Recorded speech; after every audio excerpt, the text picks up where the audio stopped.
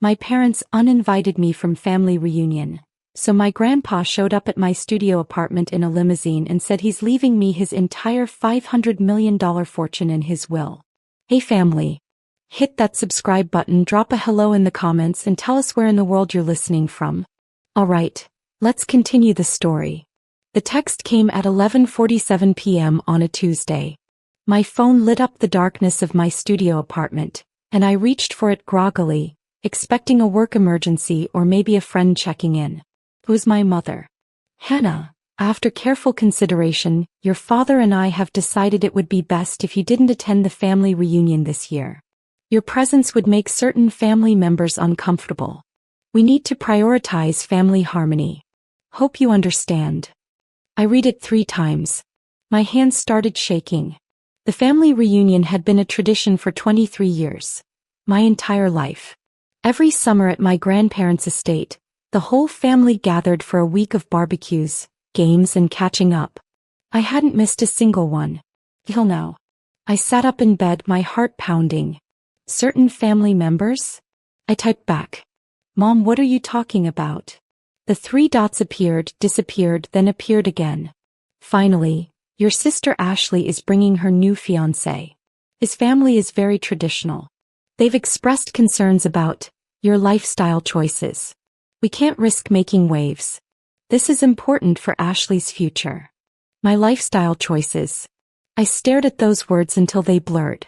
I was a graphic designer living in a modest studio apartment, working 60-hour weeks to make rent. I didn't drink, didn't party, didn't cause drama. But I knew exactly what she meant. 6 months ago I'd introduced them to Kathleen, my girlfriend.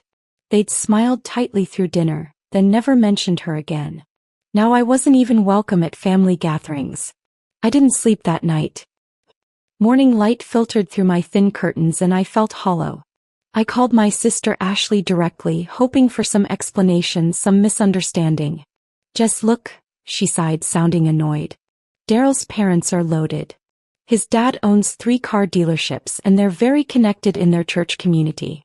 They already think our family is too liberal. I can't have you there being all, you know. Being what, Ashley? Gay. I'm going to be gay whether I'm at the reunion or not. Don't be dramatic. It's one weekend. Why do you always have to make everything about you? Her voice had that sharp edge I'd heard my whole life. Some of us are actually accomplishing things. I'm getting married into a good family, Mom and Dad are finally proud of me, and you want to ruin it by showing up and making everyone uncomfortable? I gripped the phone tighter. I've never made anyone uncomfortable. I've barely talked about my personal life at family events. Your existence is the problem, Hannah.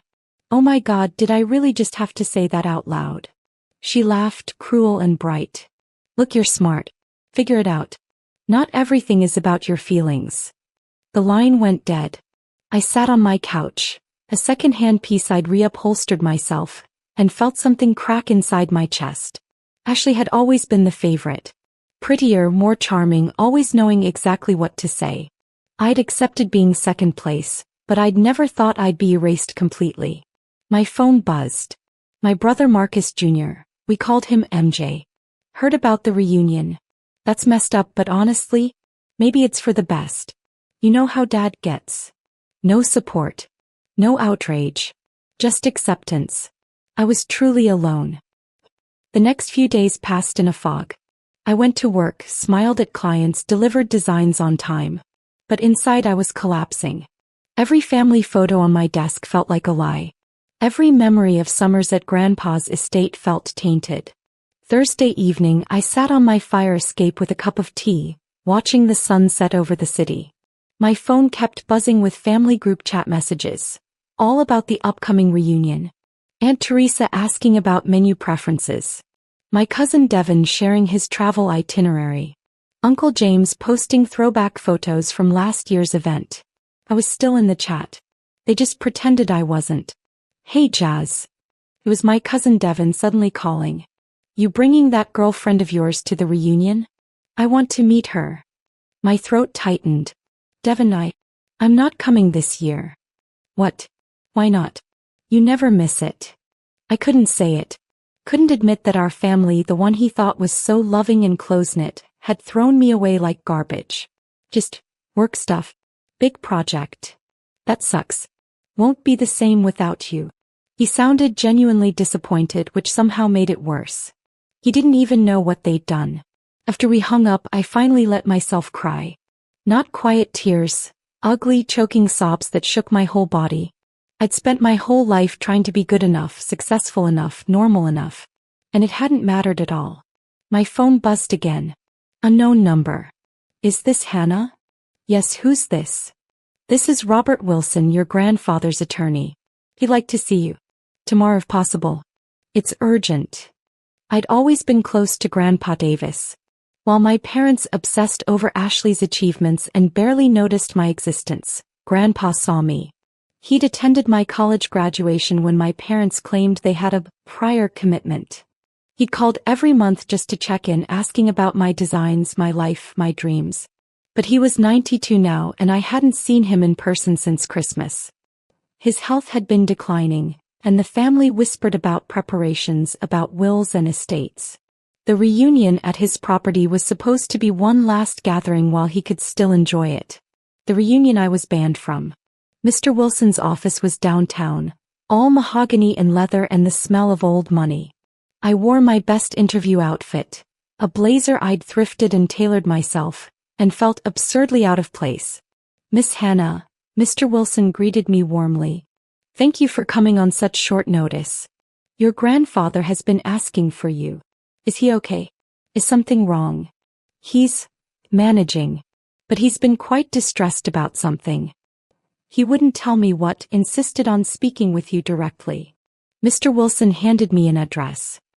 He's asked you to meet him at your apartment tomorrow at 2 p.m. He said he has something important to discuss. My apartment? Grandpa hadn't left his estate in 2 years except for doctor's appointments. Are you sure? Does he need help getting there? My place isn't exactly wheelchair accessible. He's made arrangements, Mr. Wilson said cryptically. Just be home tomorrow at 2. And Hannah. His expression softened. Whatever's happening, your grandfather cares about you very much. Remember that. I left more confused than when I'd arrived. I spent the next morning stress cleaning my studio apartment. It wasn't much, 400 square feet that served as my bedroom, living room, office and kitchen all at once. I'd made it cozy with plants, artwork and clever storage solutions, but it was still embarrassingly small for a 70-year-old billionaire to visit. Because that's what Grandpa Davis was. He'd built a real estate empire from nothing, starting with a single property he'd bought with his military discharge money in 1952. Now he owned commercial buildings across 3 states. The estate where we held reunions was just his summer home. At 1:55 p.m. I heard something unusual outside. Car doors slamming. Multiple voices. I looked out my window and froze. A white stretch limousine sat parked in front of my building, completely blocking traffic. 2 men in suits were helping someone out, and then I saw him, Grandpa Davis, dressed in a full 3-piece suit despite the summer heat, moving slowly but deliberately with his cane. I ran downstairs, my heart hammering. Grandpa, what are you doing? You should have told me you needed help. He looked at me and his eyes were fierce. Sharper than I'd seen them in years. Needed to see where my granddaughter lives. Needed to see it for myself. His driver and what appeared to be a nurse helped him up the stairs. My neighbors gawked from doorways. Mrs. Taylor from 2B actually gasped when she recognized him from some magazine profile. Once inside my tiny apartment, Grandpa sat heavily on my couch and looked around. He took in the refurbished furniture, the plants, the small kitchen where I cooked all my meals to save money. My desk covered in design work. The Murphy bed I pulled down at night. This is where you live, he said quietly, while your sister plans a $50,000 wedding. Grandpa, I'm fine. It's cozy, I've made it work. Don't. His voice cracked like a whip. Don't you dare defend them to me, Hannah. I froze. I'd never heard him sound like this. Angry. Hurt. He reached into his jacket and pulled out his phone. With shaking hands he opened his messages and turned the screen toward me. Your mother sent this to me yesterday. It was a family group chat I wasn't part of.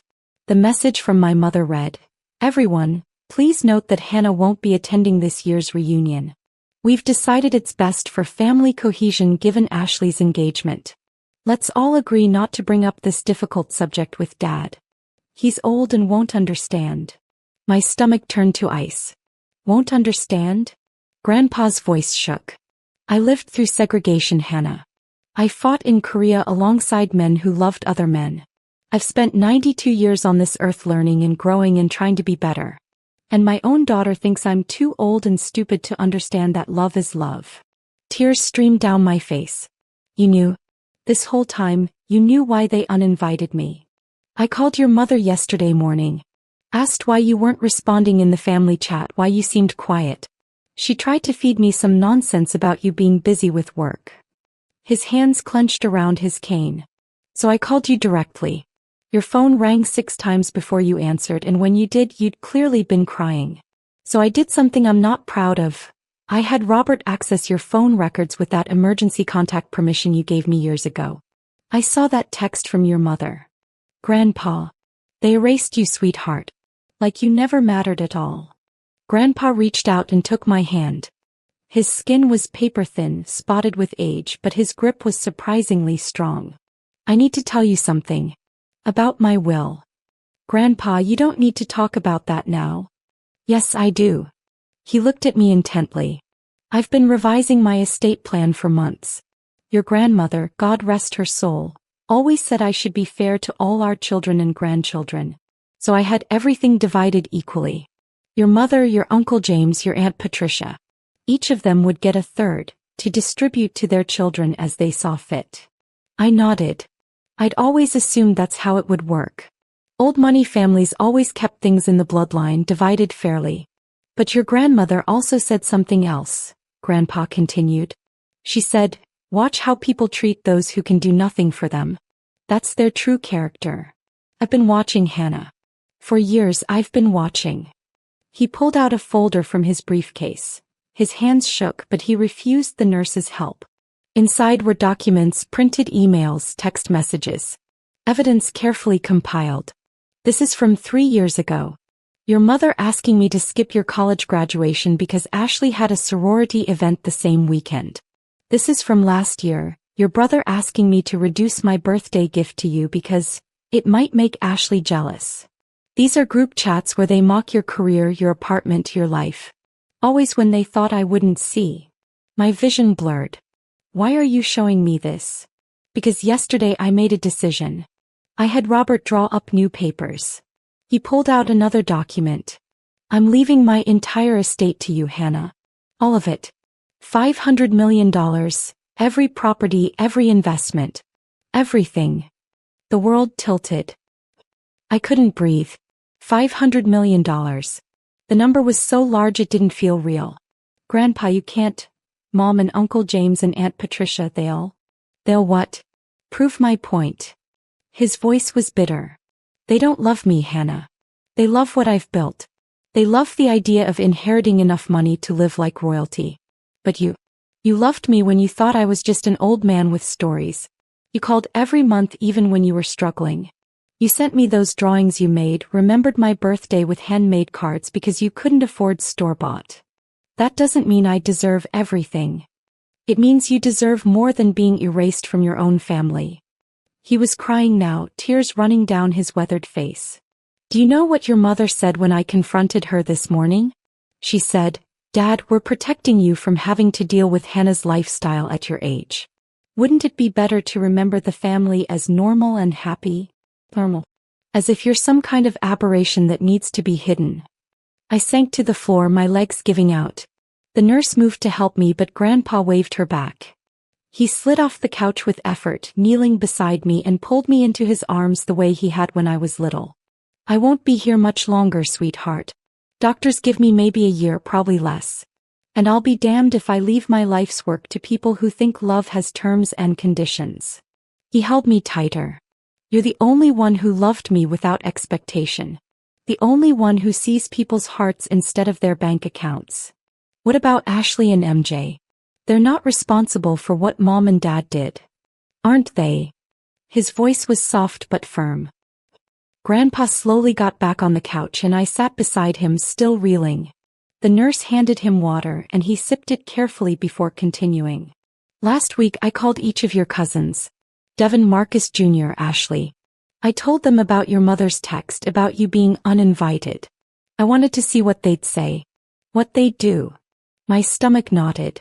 And Devin was shocked. Genuinely angry. Said he'd confront your parents immediately. But your mother called him 30 minutes later and by the next day he was quiet. Stopped returning my calls. Grandpa's expression was grim. I found out why. Your mother promised him she'd help with his business loan application, pull some strings with her bank connections. Suddenly, standing up for you wasn't worth it. I felt sick. Marcus Jr. said, and I quote, "It's complicated, Grandpa. Jess knows how she is. Maybe it's better if she sits this one out." No outrage. No defense. Just acceptance of cruelty as a reasonable compromise. And Ashley. Grandpa's jaw tightened. Ashley laughed. Said you'd always been dramatic, and this was probably for the best. Said maybe being excluded would teach you to be more mindful of how your choices affect others. Then she asked if I'd written my check for her wedding gift yet. The pain in my chest was physical. I'd known Ashley was self-centered, but this was sociopathic. Your Uncle James told me to stop stirring up trouble. Said families have disagreements and I shouldn't interfere. Your Aunt Patricia pretended she didn't know what I was talking about, claimed your mother never mentioned it, then changed the subject to whether I'd be donating to her charity gala this year. They're all just letting it happen, I whispered. Worse. They're complicit. Every single one of them chose money and convenience over basic human decency. The nurse quietly stepped outside to give us privacy. Grandpa and I sat in silence for a long moment, the weight of everything settling over us like ash. I don't want to be the reason your family tears apart, I finally said. Even after everything, they're still your children. They tore apart the moment they decided their daughter wasn't worth common respect. Grandpa's voice was steady now, resolved. I raised them better than this, Hannah. Your grandmother and I taught them about loyalty, integrity, standing up for what's right. They learned none of it. Or they learned it and chose to forget when it became inconvenient. He pulled out his phone again and showed me more messages. This is from your mother last night. She's planning the reunion like nothing happened. Decorations, catering, activities. She assigned your old room to Ashley's future in-laws. Erased you like you never existed. I read the messages, each one a fresh cut. My mother discussing sleeping arrangements, who'd sit where at dinner, photo opportunities for the family portrait. No mention of me. No acknowledgement that someone was missing. The reunion is in 3 weeks, Grandpa said. I'm going. And I'm making an announcement. What kind of announcement? That I've changed my will. That you're inheriting everything. That anyone who has a problem with it can take it up with Robert. After I'm gone, of course. His smile was sharp. I want to see their faces. I want them to understand what their cruelty cost them. Grandpa, they'll think I manipulated you. They'll say I poisoned you against them. Let them say whatever they want. The will is ironclad. Robert made sure of it. You could be standing there telling me to do the opposite and it wouldn't matter. It's done. He squeezed my hand. I need to do this, Hannah. Not just for you but for me. The next 2 weeks were torture. I tried to convince Grandpa to reconsider, to at least leave something to my mother and uncle and aunt. He refused every time. The will was filed, signed, witnessed by 3 attorneys who Robert had carefully vetted. Your grandfather is of completely sound mind, Robert assured me during a meeting. We had him evaluated by 2 separate doctors. No one can claim coercion or diminished capacity. This is his choice, made with full understanding of consequences. Kathleen held me while I cried about it. She'd met Grandpa once, briefly, and he'd welcomed her warmly. Your family threw you away and now they're going to lose everything because of it, she said gently. That's not your fault. That's consequence. But it felt like my fault. It felt like I was destroying generations of my family with my existence. 3 days before the reunion, Grandpa called me. I'm leaving you something else, he said. My journals. 40 years of thoughts, observations, lessons. I want you to read them after I'm gone. Understand why I built what I built and what I hoped it would become. Grandpa. You're going to doubt yourself. When they scream and accuse and paint you as the villain, you're going to wonder if you deserve any of this. The journals will remind you. They'll show you that you were always meant for more than their crumbs of conditional love. The day before the reunion, I got a text from my mother. The first direct communication since the uninvitation. Your grandfather is insisting you attend tomorrow. I don't know what you said to him, but this is a family event. Try not to make a scene. I stared at those words. The audacity. The shamelessness. I didn't respond. The estate looked exactly as I remembered. Rolling lawns, the big house with its wraparound porch, the separate guest cottages where various relatives always stayed.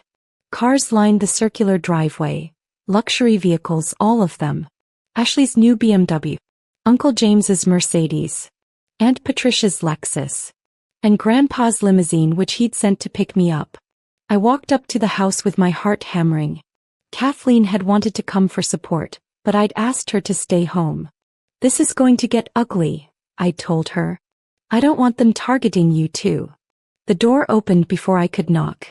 My mother stood there, her smile tight and false. Hannah, you made it. Grandpa asked me to come. Yes, he did. Her eyes were cold. Try to keep a low profile. Ashley's in-laws are here and we don't need any complications. I pushed past her without responding. The house was full of people. Cousins, aunts, uncles, family, friends. They all turned when I entered and the room went quiet. Whispers started immediately. Ashley appeared, radiant in a sundress, Daryl at her side. His parents stood nearby, looking exactly as I'd imagined, stiff, judgmental, already uncomfortable. Ashley's smile was poisonous. Oh, good you came. Grandpa's been asking for you. He's in the study. I found him there, sitting in his favorite chair, looking smaller somehow. But his eyes were sharp. You ready for this, sweetheart? No. But I'm here. That's my girl. He stood slowly, leaning on his cane. Let's go ruin their day. We walked together to the back patio where everyone was gathering for the traditional family announcement and toast. Grandpa always gave a speech about family, legacy, gratitude. Everyone waited for it. This year would be different. Grandpa stood at the head of the patio, the entire family gathered before him. 53 people, all connected by blood or marriage, all expecting his usual warm speech about the importance of family bonds and carrying forward his legacy. I've been thinking a lot about legacy lately, Grandpa began, his voice carrying across the silent patio. About what we leave behind. What matters. I built an empire from nothing. $500 million, properties, investments. Everyone here assumes they know what will happen to it when I'm gone. Confused glances.